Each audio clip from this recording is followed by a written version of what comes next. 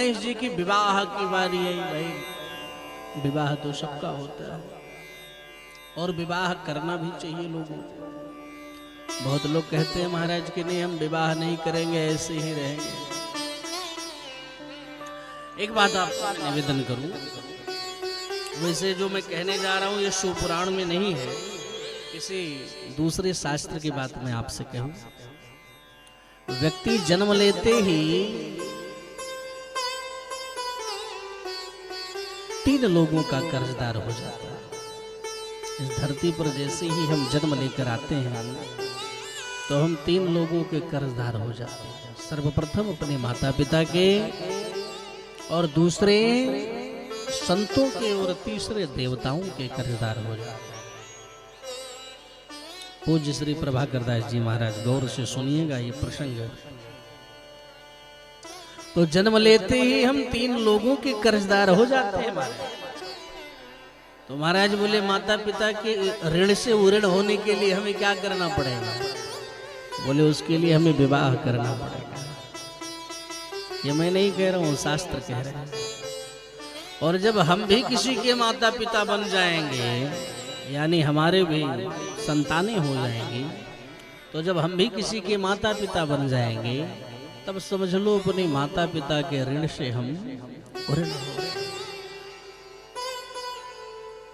बोले संतों के कर्जदार महाराज कैसे हो गए? बोले संत लोग जंगलों में रह करके इतनी बड़ी बड़ी ग्रंथों की रचनाएं किए, तो भाई या तो उस ग्रंथ को हम सुने अथवा उसको पढ़ें, तभी उनके ऋण से उऋण हो।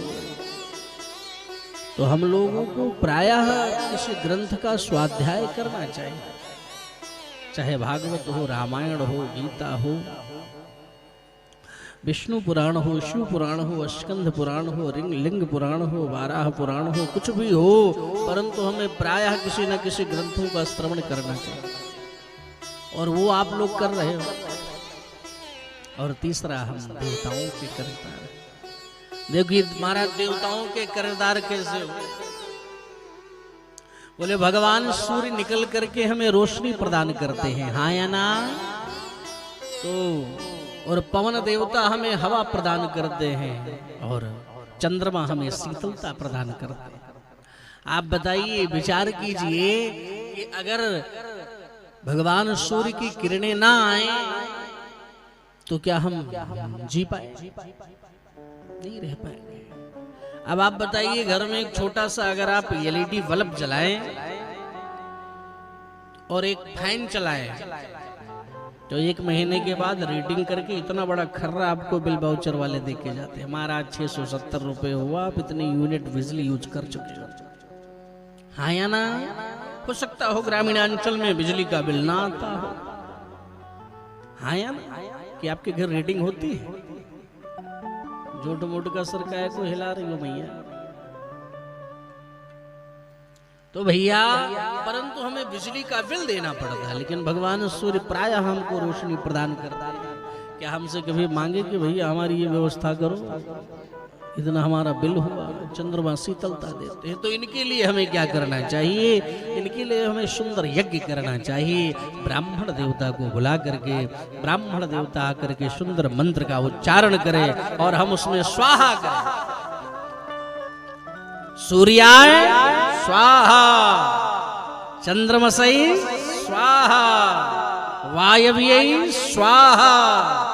और यही इनका भोजन है। जब इनको सुंदर इस माध्यम से भोजन प्रदान करोगे तो हमें और सुंदर सुंदर फैसिलिटी यानी सुंदर व्यवस्था देने की प्रयास में रहे। तो व्यक्ति को विवाह अवश्य करना चाहिए। गृहस्थ आश्रम में जाना अवश्य चाहिए, क्योंकि गृहस्थ आश्रम से सुंदर आश्रम कोई नहीं। लेकिन हाँ, अब गृहस्थ आश्रम में जाओ तो वैसे भी गृहस्थ मत हो जाओ कि सारा दिन केवल हम परिवार में ही उलझे रहे। ये ध्यान दो कि हमें ठाकुर जी की शरण में जाना, इसलिए। लेकिन गृहस्थ बड़ा सुंदर होता है।